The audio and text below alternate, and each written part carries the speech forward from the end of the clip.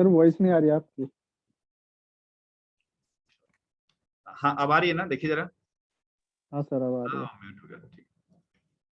वो 3B हमने check किया, 3B के अंदर देखें कि 3.1 क्लियर, 3.2 क्लियर, 4 में थे हम। हाँ 4 में थे। और खास करके हम इंपोर्ट ऑफ गुड्स और इंपोर्ट ऑफ सर्विसेज के बारे में बता रहा था। एक बार फिर से एक बार रिकॉल कर दे, रिवाइज कर दे कि हमने क्या किया था। देखिए इंपोर्ट ऑफ गुड्स के अंदर क्या होता था कि जो बीसीडी सेस और ऊपर से आईजीएसटी लगता है। तो बीसीडी सेस तो खैर आपको रिकवरी नहीं होती, आरटीसी नहीं मिलता है, बट आईजीएसटी का अमाउंट यहाँ पर आपको दिखना स्टार्ट हो जाएगा। आप सिर्फ अच्छे तरीके से परचेज की एंट्री करोगे, इंपोर्ट परचेज की एंट्री करोगे, ऑटोमेटिकली यहाँ पर दिख जाता था। लेकिन 3B तो बन गया, लेकिन एंट्री पास हमें करना पड़ता था बीसीडी और सेस को मिला करके, तो आपने किया था। सर्विसेज के बारे में बात करें तो सर्विसेज के जैसे आप एंट्री करिएगा, ढंग से करिएगा, ऑटोमेटिकली क्या है 3B के अंदर आरसीएम के अंदर ये बढ़ जाता है, लायबिलिटी यहाँ पर टैक्स वैल्यू बढ़ जाएगी और अमाउंट बढ़ जाएगा, और साथ ही साथ आपको आईटीसी भी इंक्रीज नजर आएगा होते हुए।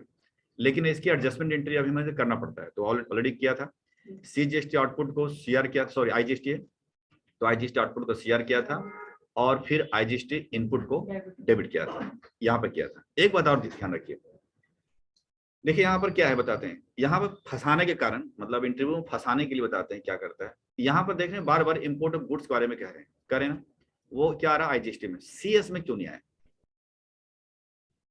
तो इसलिए नहीं आया क्योंकि हमेशा और हमेशा जो आप गुड्स इंपोर्ट करिएगा तो ऑलवेज आईजीएसटी का इनपुट ही पे करना होता है, मतलब आईजीएसटी ही पे करना होता है, सीएस पे नहीं करना होता है। यहाँ फंसाने के लिए क्या बोलते हैं कि देखिए ये जब माल हमारा आता है तो कस्टम पे आता है, और कस्टम यहाँ दिल्ली की बात करें तो ये आपका ये है एरिया है, जैसे सपोज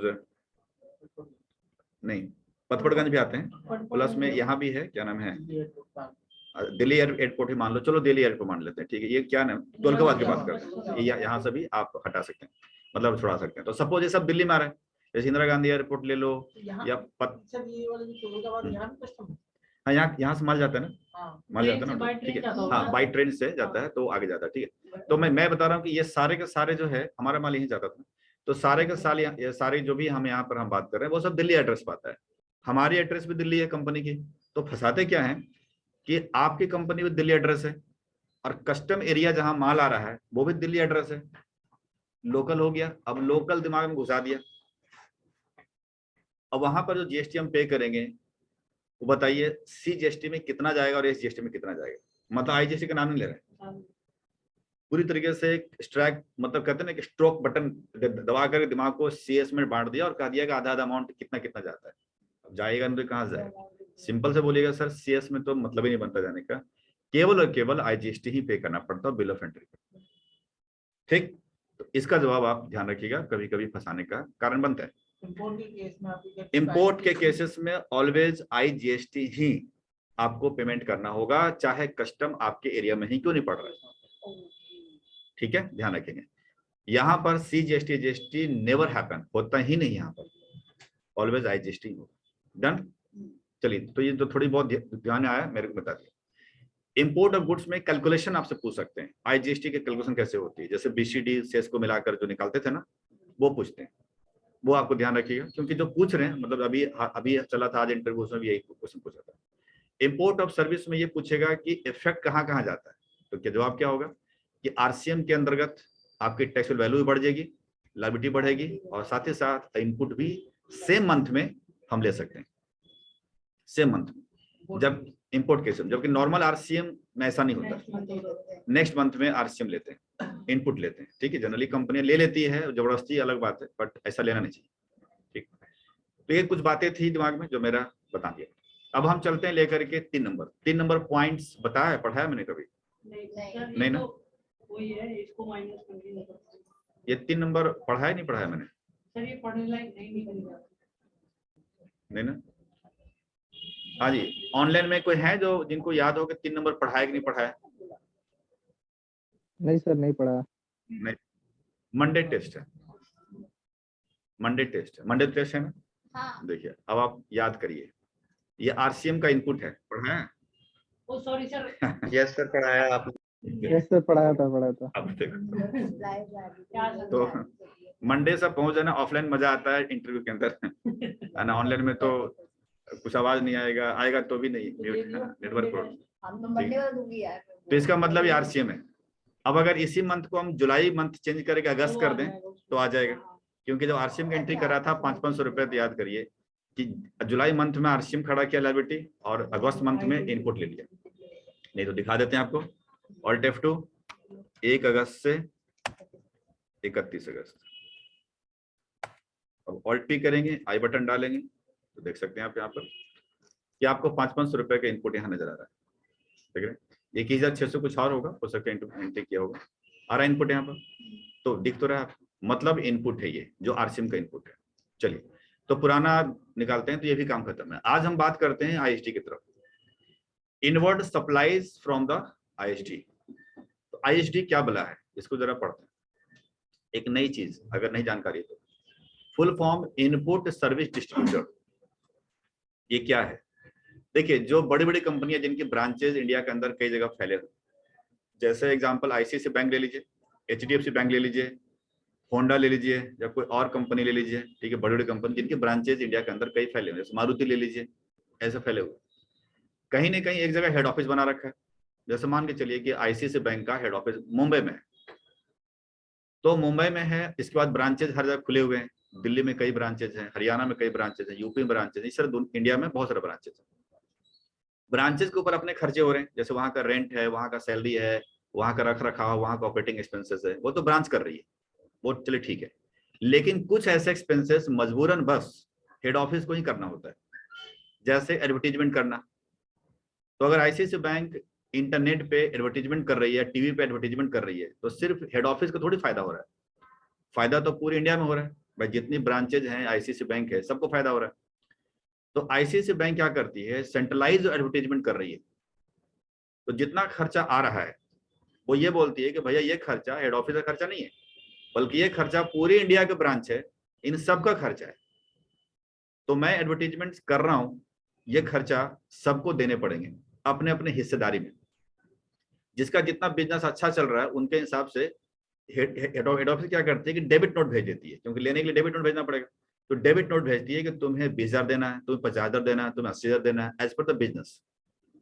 तो ऐसे खर्चे क्या किया हेड ऑफिस ने, पहले किया, खर्चा किया और फिर वसूल लिया ब्रांच से, पहले किया फिर वसूल लिया। इस टेक्निक को बोला जाता है आईएसडी, इनपुट सर्विस डिस्ट्रीब्यूशन। और डिस्ट्रीब्यूटर कौन बना है, तो हेड ऑफिस, तो इसे बोला जाता है ISD, input service distributor.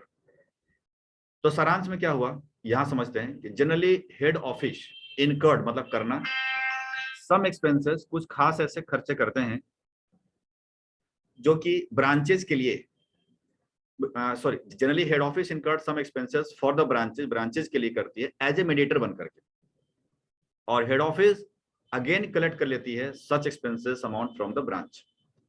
So in this activity head office called ISD, input service distributor. Example ISD का प्लेसमेंट चार्जेस, या पहले तो हम एडवर्टीजमेंट की बात किया था, तो समझिए एडवर्टीजमेंट का कि एडवर्टीजमेंट करना मजबूरी है, उसके लिए सेंट्रलाइज करना ही जरूरी है।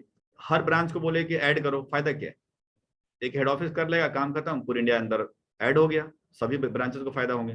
तो पहला एग्जांपल तो एडवर्टीजमेंट का आती है, जो सेंट्रलाइज एक्सपेंसेस होते हैं। दूसरा एग्जांपल प्लेसमेंट चार्जेस का हो सकता है। क्यों? देखिए मोहन कोऑपरेटिव में 5 लोग और भर्ती करने हैं ना, आईसीआईसीआई बैंक है मोहन कोऑपरेटिव, 5 लोग और भर्ती करने हैं अच्छे अच्छे पोजीशन पे, तो क्या करेगा, क्या ब्रांच अपने बलबूते करता है? बिल्कुल नहीं। ब्रांच करेगा तो फिर अपना भाई भतीजा घुसा दे फिर तो किसी को, ऐसा नहीं होता है, बल्कि हेड ऑफिस की जिम्मेदारी होती है कि वो इंटरव्यू ले, उसकी क्वालिफिकेशन देखे, उसके बाद प्लेसमेंट करे यहाँ पर। इसके लिए प्लेसमेंट एजेंसी से बात करता है कि मोहन कोऑपरेटिव दिल्ली यानी मुंबई में है प्लेस वो एचओ, लेकिन वो बात करता है कि मेरे को 5 बंदे चाहिए जो कि मोहन कोऑपरेटिव में डालने हैं। अब वो रिज्यूम भेजेंगे, उनका इंटरव्यू करेंगे, ऑनलाइन ऑफलाइन जैसे भी करें, इसके बाद प्लेसमेंट हो जाती है मोहन कोऑपरेटिव। अब ये जो खर्चा है प्लेसमेंट एजेंसी जो मांग रहा है पैसा, वो तो एचओ से मांगेगा, क्योंकि भाई इसने बोला कि 5 बंदे चाहिए, तो पैसा एचओ देगा उस प्लेसमेंट एजेंसी को, और फिर एचओ क्या करेगा, ब्रांच से वो पैसा रिसीव कर लेगा, क्योंकि बोलेगा भाई तुम्हारे बंदे वहां गए, चार्जेस जो लगे हम क्यों दें भाई, ब्रांच का खर्चा है, ब्रांच समझे। तो पहले वो खर्च करती है फिर ले लेती है। तो प्लेसमेंट चार्ज सेकंड एग्जांपल है आईएसडी एक्सपेंसेस का। उसी तरीके से लीज लाइन, आप देखा होगा कि कभी कभी आप बैंक गए होंगे तो सर्वर डाउन है, यही बोल देते हैं सर्वर डाउन है, नेट चल रहा है सर्वर डाउन है। इसका मतलब है कि हेड ऑफिस को एक प्रॉपर सर्वर को मेंटेन करना रखना पड़ता है। वहां पर 3 लोग 4 लोग अपना मेंटेन है, क्योंकि जो भी हम आप बैंक में ट्रांजेक्शन देखते हैं वो सिर्फ एक ब्रांच में थोड़ी ना सीमित रहता है, वो पूरी हेड ऑफिस के सर्वर में चला जाता है पूरी इंडिया बेस पे। और कहीं से कहीं डेटा निकाल करके अब कहीं से कैसे जमा करते हो तो कैसे हो जाता है एटीएम के थ्रू। तो जो सर्वर मेंटेनेंस है काफी खर्चा आता है किसी भी कंपनी को, तो वो कंपनी जो खर्चा करती है एचओ कर रही है वो भी पैसा वसूलती है इन्हीं लोगों से। जैसे लीज फोन हो गया या डेटाबेस एडमिनिस्ट्रेटर वहां बैठा रखा है या जो भी इंजीनियर है या मेंटेनेंस है, उनके भी चार्जेस लेते हैं, वो सेंट्रलाइज खर्चे होते हैं। तो ऐसे कोई भी खर्चे जो कि हो तो रहे हैं ब्रांचेस के फायदे के लिए, लेकिन वो खर्चा ब्रांच नहीं कर रहा है, वो हेड ऑफिस कर रही है और फिर वो पैसा वसूलती है ब्रांचेस से। तो यहाँ पर हेड ऑफिस कहलाएगा इनपुट सर्विस डिस्ट्रीब्यूटर। और कैसे वसूलता है? डेबिट नोट भेज करके, समझ रहे? तो इस पर एक डायलॉग जो है घर पे आप थोड़ा बोल के देखिएगा कि आईएसडी क्या होता है। जनरली ये पूछ बैठते हैं, क्योंकि बड़ी कंपनी के अंदर आप जा रहे हैं इंटरव्यू देने के लिए, तो सिंपल बात है कि वहां पर ये नाटकीय तौर आईएसडी का कॉन्सेप्ट लगता ही लगता है। और जब बोलने में बोलता है कि आईएसडी क्या है तो समझ में आ गया, बट जब बोलने बैठेंगे ना तो लड़खड़ा जाएंगे। तो एक बार थोड़ा सा अपने हिसाब से डायलॉग को याद रखिएगा ताकि आप सामने वाला को समझा सकते हैं इस चीज को, ठीक? तो वो आप रोल अदा करिए, अदरवाइज हम तो मंडे को देखेंगे कि क्या होगा, है ना? तो बाकी समझ में आ गया ना? ठीक है, आईएसडी क्या है समझ में आ गया। अब सवाल खड़ा है कि इसकी टैली के अंदर एंट्री कैसे होगी, घुमा फिरा टैली में जाना है। तो मैं यहाँ पर हेड ऑफिस से संबंधित नहीं लिया है एग्जांपल, मैंने लिया है ब्रांच से संबंधित, कि हमारी कंपनी जो ब्रांच हम अकाउंटिंग कर रहे हैं वो उससे रिसीव हुआ है डेबिट नोट, हेड ऑफिस से मुंबई से रिसीव हुआ है। किस लिए? एडवर्टीजमेंट के रिगार्डिंग। एडवर्टीजमेंट में करोड़ों रुपए खर्चा हो जाता है, आपको पता है। उसमें 40,000 का जो हिस्सा है वो हमारी ब्रांच को पड़ी है, देना है। तो हेड ऑफिस ने डेबिट नोट भेज दिया 40,000 रुपए का 18% जीएसटी लगा करके, क्योंकि मुंबई से डेबिट नोट आ रहा है हमारे यहाँ। तो मैंने पहले भी कहा था कि डेबिट नोट अगर रेज होता है तो यहाँ पर जीएसटी का भी फंडा लगता है, वो 18% लगता है। तो 18% जीएसटी के साथ इस डेबिट नोट भेजा गया है हमारी ब्रांच को, इसको लेकर के एंट्री पास करेंगे। क्वेश्चन क्लियर है? अब चलते हैं कि इस डेबिट नोट के एंट्री कैसे करेंगे। देखिए, जनरली हम समझते हैं, जनरली सब लोग समझते हैं कि अगर कोई डेबिट नोट भेजता है तो हमारी एंट्री कहाँ जाएगी? क्रेडिट नोट में। भाई डेबिट नोट भेजा तो हमारी एंट्री जाएगी क्रेडिट नोट के अंदर, तो क्रेडिट नोट में जाएगा जनरली हम सोचते हैं, बट इसकी एंट्री क्रेडिट नोट में आपको नहीं करना है, ध्यान रखेंगे। क्योंकि जब हम क्रेडिट नोट में जाते हैं यहाँ पर, जब से अदर वाउचर्स के अंदर क्रेडिट नोट लगाते हैं यहाँ पर, तो इसके अंदर कोई ऑप्शन ऑल्ट जे का नहीं आता है। क्योंकि क्रेडिट नोट में जो एंट्री पास करिएगा इस रिगार्डिंग आईएसडी रिगार्डिंग, तो यहाँ कोई ऑप्शन नहीं दे रखा है। तो आपको करना है क्या? जाना है जर्नल के अंदर, ठीक? इस बात को मैंने यहाँ भी लिख रखा है वैसे तो यहाँ पर, ध्यान रखिएगा, पर ठीक है करके दिखाते हैं। आपको जाना है जर्नल में। सबसे पहले तो जुलाई डेबिट नोट भेजा था ब्रांच के लिए, तो क्रेडिट नोट। हाँ तो हुआ ना, मैं वही कर रहा हूँ कि क्रेडिट ब्रांच मुंबई ब्रांच को क्रेडिट ही करेगा ना? नहीं करेगा, एंट्री तो करेगा क्रेडिट नोट, बस वाउचर टाइप जो है ना क्रेडिट नोट हम जनरली उठाते हैं क्रेडिट नोट में, बट टैली के अंदर क्रेडिट नोट में इसकी एंट्री नहीं होगी, वही बताना चाह रहे हैं। इसलिए क्रेडिट नोट में नहीं करना, क्योंकि इसके अंदर सेटिंग ही नहीं है उसकी आईएसडी की। तो वो सेटिंग उसने डाल रखा है F7 में, जनरल में। जरूरी नहीं है कि यहाँ पर F7 करेंगे तो दूसरा सॉफ्टवेयर में F7 ही होता होगा, वहां क्रेडिट नोट भी होता होगा, बड़ी बात नहीं, सॉफ्टवेयर अपनी अपनी चीजें हैं, पर ठीक है। अब यहाँ पर हम 1 जुलाई यहाँ कर देते हैं यहाँ पर, क्योंकि जुलाई का डेटा तैयार कर रहे हैं ना, इस वजह से मैं कर रहा हूँ, ठीक है। यहाँ पर आने के बाद यहाँ पर डेबिट में देखेंगे, इसके पहले आप यहाँ पर लगाइए ऑल्ट जे। यहाँ पर जैसे आप ऑल्ट जे करेंगे यहाँ पर एक ऑप्शन आएगा जीएसटी का, और यहाँ पर देखिएगा कि 4-5 ऑप्शन आ रहा है, ठीक। अब देखिए सिंपल सी बात है कि कोई भी एक्सपेंसेस हुए किसके, एक्सपेंसेस देखा जाता है अपना हो गया, ब्रांच का हो गया, तो उस एक्सपेंसेस के ऊपर जीएसटी पे कर रहा हूँ, वो जीएसटी का इनपुट मिल जाएगा मेरे को।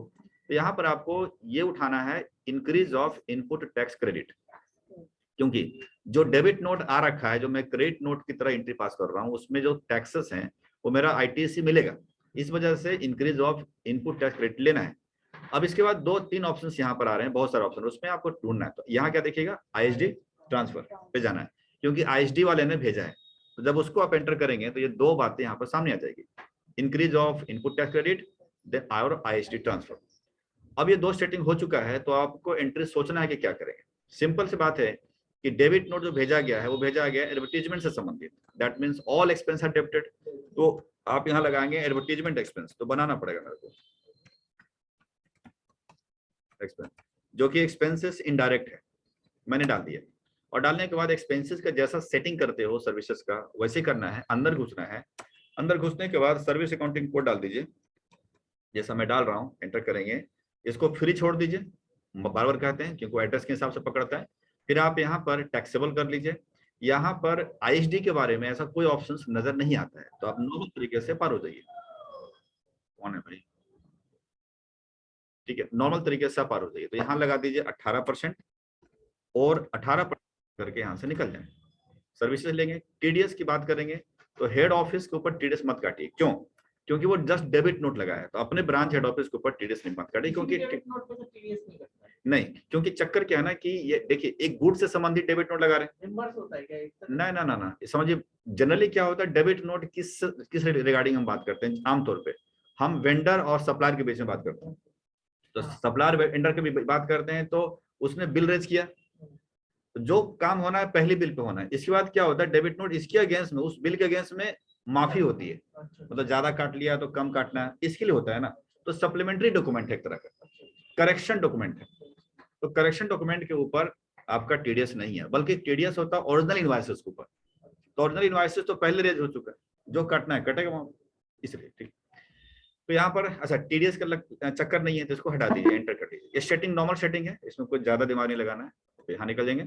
यहाँ निकलने के बाद अमाउंट कितने का है, 40,000 का, तो 40,000 पे डालेंगे। 40,000 डालने के बाद आप एंटर करिएगा, एंटर करिएगा। यहाँ पर अब देखिए अगेन डीआर करें, क्योंकि जो 40,000 के ऊपर जो इनपुट होता है, मतलब जो जीएसटी लगा है, उसे भी तो करना पड़ेगा ना। वो आपका जाएगा आईजीएसटी इनपुट 18%। ठीक, 18% लीजिएगा और 40,000 डालेगा। और होता कितना है 40,000 18%? 40,000 मल्टीप्लाई 18%, 7200 रुपये।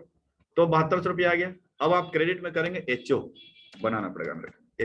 एचओ जनरली सन्ड्री क्रेडिटर होता है हमारा, और वो मुंबई में है, ध्यान रखिएगा। तो यहाँ पर हमने ले लिया Maharashtra,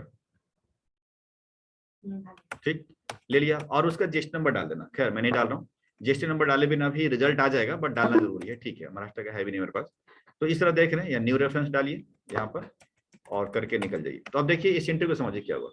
all expense are debited and all asset are debited, यानी इनपुट क्रेडिट होता है, तो उसको हिसाब से डेबिट किया, दोनों को जोड़ा, एचओ से क्रेडिट कर दिया। सिंपल, क्लियर है। अब आप चेक कर सकते हैं डीओजी, ऑल्ट पी, एंटर, आई बटन। देखिए 7200 के इनपुट आपको नजर आ रहा है। बाकी एक्सपेंसेस चला ही गया होगा, हेड ऑफिस क्रेडिट हो गया, सब कुछ हो गया होगा। तो यही थी आईएसडी की कहानी। एक बार सारांश नजर आया कि अगर कोई भी एक्सपेंसेस जो हेड ऑफिस करती है ब्रांच के लिए, और मुझे जो डेबिट नोट भेजता है एज आईएसडी बन करके, तो ऐसे लिहाज पे मुझे एंट्री करनी पड़ती है जर्नल में जाकर के, और जर्नल में ऑल्ट जे लगाना है, तरीके को जो सेटिंग करनी है। एंट्री ढंग से करेंगे, आपको 3B में नजर आता रहेगा। कोई क्वेश्चन? नहीं। इसमें लग सकता है सीजीएसटी और जीएसटी क्या? हाँ, यहाँ पर सीजीएसटी जैसे हो सकता है। अगर वो हेड ऑफिस दिल्ली में ही होता तो सिंपल बात है कि डेबिट नोट भेजता तो लोकल एड्रेस से भेजता ना, तो वहां सीएस हो जाता। ठीक है, लेकिन मैंने ये माना कि हम दिल्ली में हैं, तो जनरली सब हेड ऑफिस बड़े बड़े मुंबई में ही है, इस वजह से माना। यहाँ हो सकता है बिल्कुल।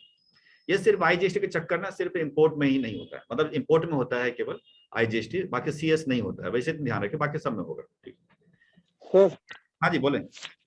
सर मेरा क्वेश्चन ये है कि जैसे कि आपने इसकी एंट्री करी थी कि आपने इंक्रीज किया था आईटीसी जब जनरल एंट्री करते वक्त, अच्छा, हाँ, अल्ट जे करके किया था। तो बेसिकली इससे पहले जो हम करते थे, पहले उसमें इंक्रीज करते थे हम टैक्स पे, उसके बाद हम आगे जाके मतलब जो भी काम करते थे इसमें हमने डायरेक्ट आईटीसी बढ़ाया है।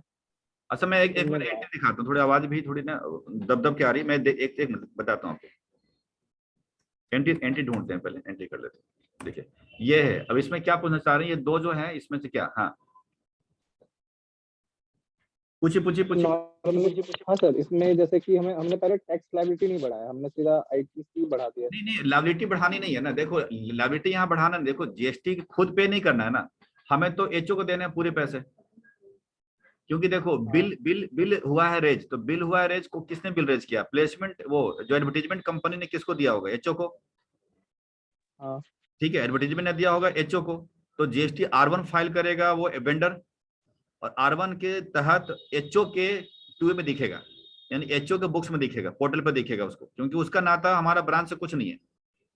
जो वेंडर है, जो एडवर्टीजमेंट एजेंसी है, उसने बिल रेज किया होगा एचओ को, और उनका ताल्लुकात वहां से R1 वहां डालेगा तो वहां पे आईटीसी दिखेगा उसको, ठीक है। उसी आईटीसी को फिर बंटवारा कर रहा है मेरे को थोड़ा थोड़ा करके, तो हम तो उसको पूरे पैसे दे रहे हैं ना यहाँ पर, तो इसमें पूरे पैसे में तब देख रहे हैं 7200 भी जा रहा है, तो हम एक्स्ट्रा इसका तो खड़ा करने को फायदे नहीं है ना। सीधा सर आईटीसी यहाँ पे क्लेम कर लेंगे। बिल्कुल सिंपल आईटीसी ही बढ़ाने हैं आपको, ठीक। हाँ, अगर हम नहीं देते 7200, केवल 40 देते तो बात उठती, तो वो तो है, वो नहीं रहे। और कोई क्वेश्चन? नहीं ना, चलिए चलिए, तो यहाँ देखते जरा। हाँ, वाउचर में जाकर के एफिट करें, वाउचर में गया एफिट करा। हाँ बोले।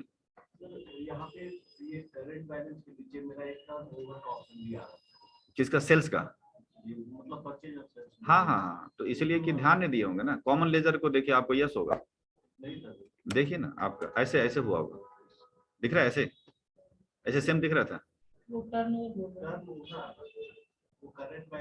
नहीं नहीं, ये सेल्स लेजर आ रहा था यहाँ पर, तो कॉमन लेजर बंद किया था आपने, ये बंद था पक्का।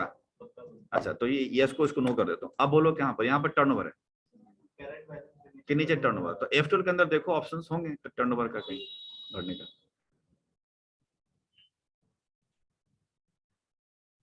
कहीं शो करने का देखो है कंपनी। हाँ हाँ कोई बात नहीं, वो इसके अंदर देख लेते हैं। नीचे भी मोर 10 है, तो देखिएगा यहाँ पर, देखिए है ना, short turnover selected party, yes करेंगे। आप जो भी देखिए F12 के अंदर कॉन्फ़िगर है, और कॉन्फ़िगर को यस नो करेंगे तो हो जाएगा। आप यहाँ ढूंढेंगे मिल जाएगा आपको, आप यहाँ यस कर देंगे मान लीजिए एग्जांपल, और कोई पार्टी अगर लेते हैं टर्नओवर आगे देख आगे ना, तो वो F12 के अंदर मिल जाते हैं।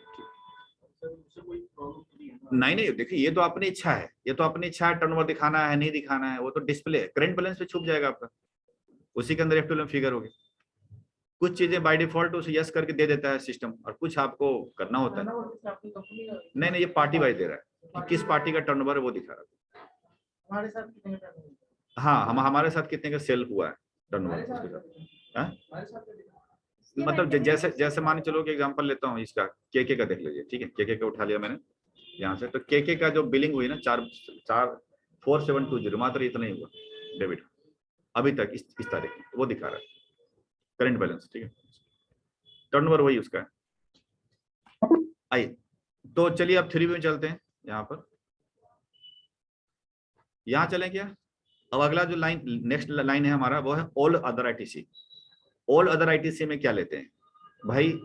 कोई भी, मैंने बोला कोई भी एक्सपेंसेस जो कि ऊपर में नहीं कवर हो रहा है, जैसे इंपोर्ट का ये भी तो खर्चा था हमारा, एक्सपेंसेस है गुड्स का, इसका आईटीसी यहाँ दिख गया, सर्विसेज का आईटीसी यहाँ दिख गई, आरसीएम का आईटीसी यहाँ दिख गया, आईएसटी का आईटीसी यहाँ दिख गया। तो अब बचा क्या?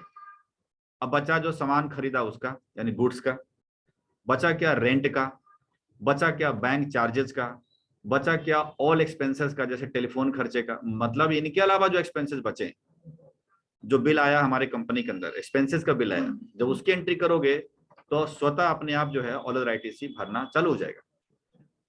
सिंपल, क्योंकि इनके लिए जगह अलग नहीं है कि रेंट के लिए अलग दे दिया है तो बैंक चार्जेस के लिए अलग है, अलग इनके लिए सिर्फ अलग है 4 चीजों के लिए, खर्चे के लिए। बाकी इनके अलावा जो भी एक्सपेंसेस सोचते हैं वो सब इनके अंदर जाएगा। तो चलिए करके देखते हैं। पहले इनको देखने के लिए देखता हूं एग्जांपल के तौर पर। हाँ चलिए, point number 5 all other ITC का कुछ क्वेश्चन मैंने दे रखे हैं। जैसे देखिए एग्जांपल 1 कि हमारी कंपनी के पास टेलीफोन का बिल आया है एयरटेल से। आंखों में चुभ रहा है ना? नहीं ठीक है। हमारी कंपनी टेलीफोन बिल आया है एयरटेल से, गुड़गांव से आया है 4000 का, ठीक है। चलिए तो एंट्री पास करते हैं। टेलीफोन का बिल आया है एयरटेल से, इसके आईटीसी मिलता है। चलते हैं यहाँ लेने के लिए। खर्चे का एंट्री कहाँ करते हैं? वाउचर्स में, और वाउचर्स में परचेज करते हैं। ऑलरेडी एक्सपेंस वाउचर बना रखा है मैंने, वहां पर हम करेंगे। जुलाई का डेटा है, जुलाई कर लेते हैं। बिल नंबर आते हैं, पार्टी का नाम लेते हैं एयरटेल, एयरटेल। ये अदर क्रेडिटर्स लेंगे और लेकर के आप निकल जाइए, ठीक है ना। अदर क्रेडिटर चलेगा क्योंकि सिंपल है। अब यहाँ पर टीडीएस कटता नहीं है टेलीफोन के ऊपर, आप दिल्ली उठा करके हरियाणा कर दीजिए, और जीएसटी नंबर डाल देंगे प्रॉपर तरीके से। नहीं डाल रहा हूँ, आप निकल जाइए, फ्री बन जाएगा, कोई दिक्कत नहीं आएगी। ये लीजिए, खत्म हो गया कहानी। यहाँ पर आइटम हटाइए, आइटम हटा क्या करना पड़ेगा, अकाउंटिंग इनवॉइसेस यानी पर्टिकुलर मोड में करना पड़ेगा। ठीक है, यहाँ जाएंगे, यहाँ जाइएगा, कंट्रोल ए कर दीजिए। यहाँ पे टेलीफोन एक्सपेंसेस का बनाना पड़ेगा, ledger telephone expense, telephone expenses. ठीक, जब जाएंगे यहाँ पर इनडायरेक्ट एक्सपेंसेस का पार्ट होता है, देखिएगा। जाने के बाद यहाँ पर अंदर घुसेंगे, क्योंकि सर्विस है। टेलीफोन एक्सपेंसेस का आप एसएससी कोड डाल दीजिए, सर्विस अकाउंटिंग कोड। इसको फ्री छोड़ दें, यहाँ टैक्सेबल करें, 18% जीएसटी है, उसको लेकर के निकल जाइए। नॉर्मल सेटिंग है, टीडीएस कटता नहीं है, टीडीएस को छोड़ दीजिए। यहाँ पर बिल है 4000 का, 4000 का बिल है, सॉरी 400 लिख दिया मैंने, 400 लिखना है। यहाँ दिखा दिया कि इंटरेस्ट रेट बिलिंग आ रही है, परचेज आ रही है। यहाँ पर आईजीएसटी का इनपुट मिलेगा मेरे को, वो ले लें 18%, बस डन करिए। न्यू रेफरेंस लीजिए, काम खत्म। बहुत ही सिंपल एंट्री आपने किया।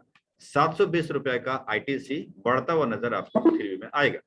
डीओजी में जाएंगे, जीएसटी 3 पे जाएंगे, ऑल्ट पे जाएंगे, आई बटन डालेंगे और आप देख सकते हैं यहाँ पर कि 720 रुपए का इनपुट आपको बढ़ गया।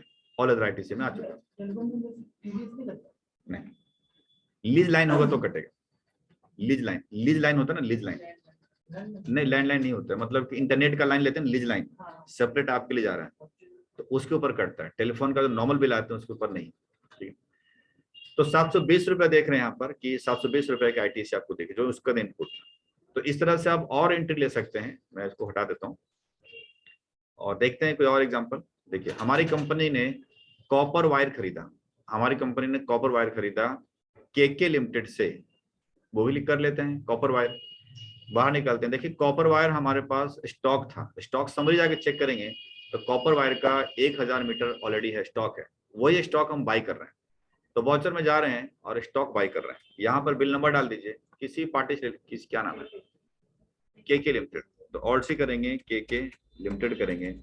सन्ड्री क्रेडिटर है, आप करेंगे यहाँ पर और ले करके आप निकल, दिल्ली है कहाँ भाई, दिल्ली है, ले लिया, ऐसा करके निकल जाइए। बस डन करिए। यहाँ पर आप एंटर करिए, कंट्रोल ए, यहाँ पर चेंज मोड करिए, ऑल्टेज कंट्रोल एच जो भी है। यहाँ पर आप आइटम वाइज जाइए, यहाँ पर एंटर करेंगे, यहाँ पर एंटर करिएगा, आइटम का नाम लीजिए कॉपर वायर, और कितना है भाई 100 मीटर, रेट डाल रहे हैं हम 400 के हिसाब से, और 40,000 का माल है। यहाँ पर 18% जीएसटी लगाएंगे। अच्छा, यहाँ परचेज बनाना पड़ेगा, लोकल, सॉरी,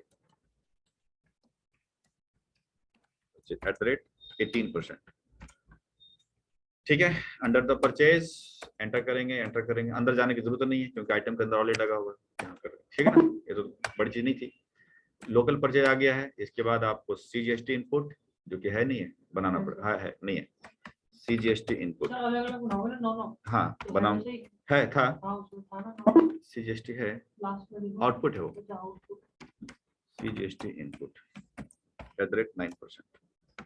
ठीक है, जो कि ड्यूटी एंड टैक्सेस में जाइए, जीएसटी जाइए, सेंट्रल टैक्स 9% डाल दीजिए। यहाँ नहीं डालेंगे तो खतरा में पड़ जाएंगे, ध्यान रखेंगे, डालना जरूरी है। इस तरह से हो गया। ऑल्ट सी कंट्रोल आर से रिपीट हो जाता है लेजर, जो पुरानी लेजर है, GST input, duty and taxes.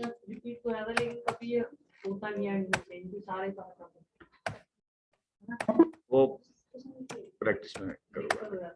New reference कर लीजिए। देखिए, अब यहाँ पर 3600 का देख रहे हैं, यह इनपुट आपको बढ़ता हुआ नजर आएगा सीएस में। तो बाहर निकलते हैं और डीओजी में जाते हैं, यहाँ जीएसटी 3 में जाइए और ऑल्ट पे आइए, एंटर ये बटन डालिए और आपको यहाँ दिखता हुआ नजर आएगा। यहाँ पर देखिए 3600।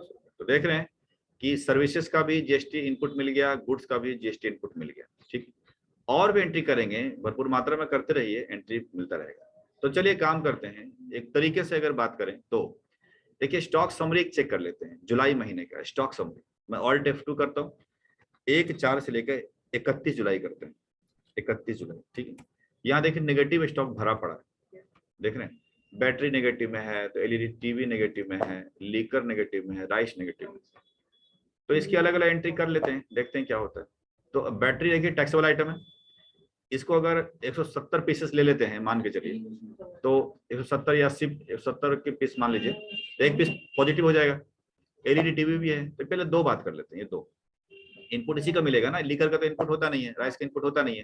तो एक काम करते हैं, ध्यान रखेंगे, 169 और 126 है ना, बैटरी 169 है, ये 170 130 ले लेते हैं। ठीक, चलिए कोई पार्टी ले लेते हैं, वाचर्स में जाते हैं, वाचर नंबर डाल देते हैं और पार्टी चलिए लोकल वेंडर, लोकल से ले लेता हूँ, लोकल वेंडर। ये हमारा सेंट्रिक कैटर है, एंटर कर लिया, लोकल लोकल, काम खत्म।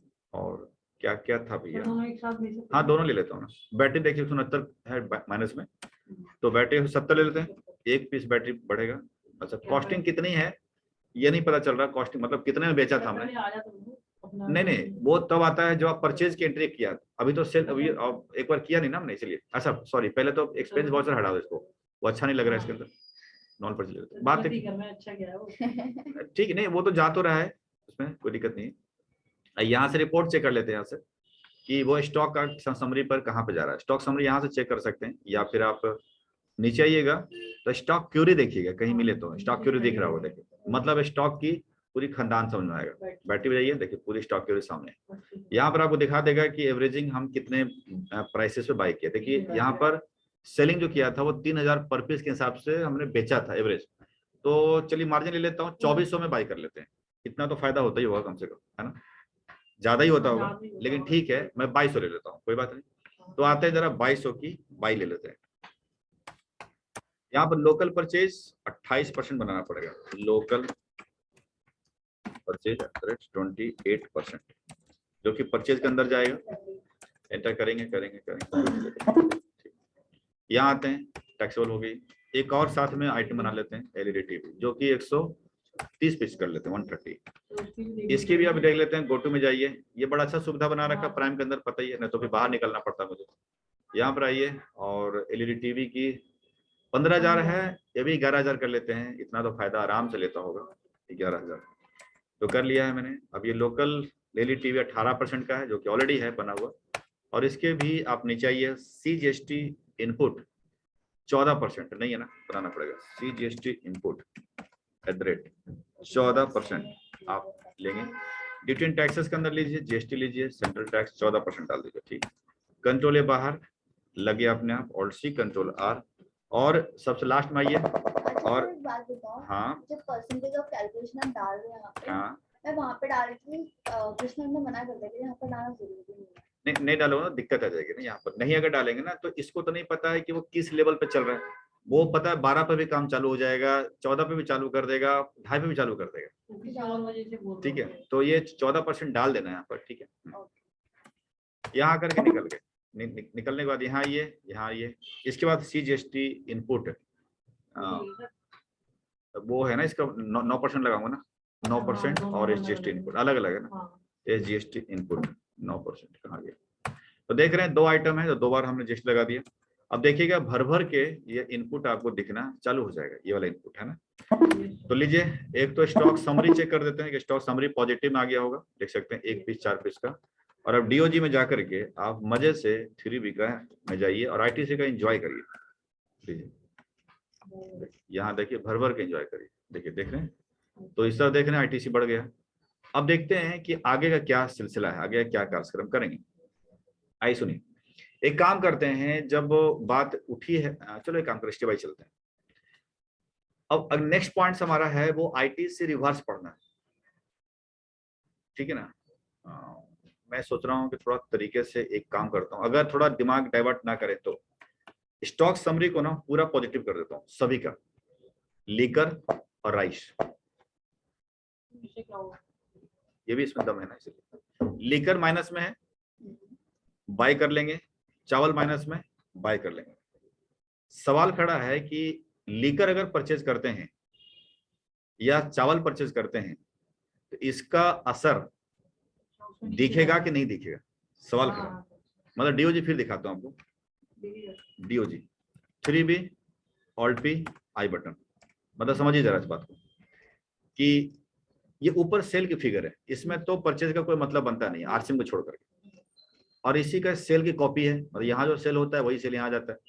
अगर ये B2C अगर है तो इंटरेस्टेड में, ये तो कुछ है नहीं। अब सब ITC यहाँ आता है, जिनका ITC मिलना है वो सब यहाँ पकड़ लेगा। अब आप सिंपल समझिए कि कभी भी लीकर जो शराब है और चावल है, इसके ऊपर ITC कोई मतलब बनता नहीं है,